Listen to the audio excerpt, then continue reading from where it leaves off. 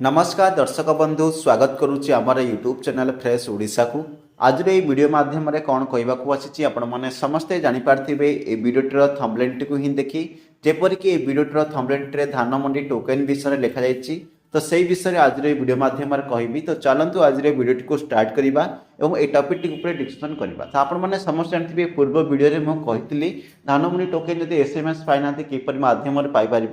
से जो प्रोसेसटा था फूड ओडिशा वेबसाइट रे एसएमएस द्वारा पाई पारे किंतु सेटा वर्तमान चालू नहीं एवं जो धान मंडी अनेक लोक टोकन पाई सारे और अनेक लोक पाई ना तो जो धान मंडी टोकन जो अपडेट रही है आपको जनाऊँ जो धान मंडी टोकन मिलूँ डिस्ट्रिक्ट वाइज मिलूँ आपड़ जो डिस्ट्रिक्ट रे बिलंगस कर डिस्ट्रिक्ट वाइज केबठू धान मंडी किणवा स्टार्ट होलानी से डेट उपर निर्भर करुँच आपंक डिस्ट्रिक्ट स्टार्ट हो तो आपको एसएमएस जरिए आसो जदि आपंक डिस्ट्रिक्ट स्टार्ट हो ना आपको एसएमएस आसी नदी ए रिलेटेड किसी कन्फर्म आप जानवा चाहते आप मन किसी क्वेरी अच्छी तो आप जो धान पंजीकृत करते से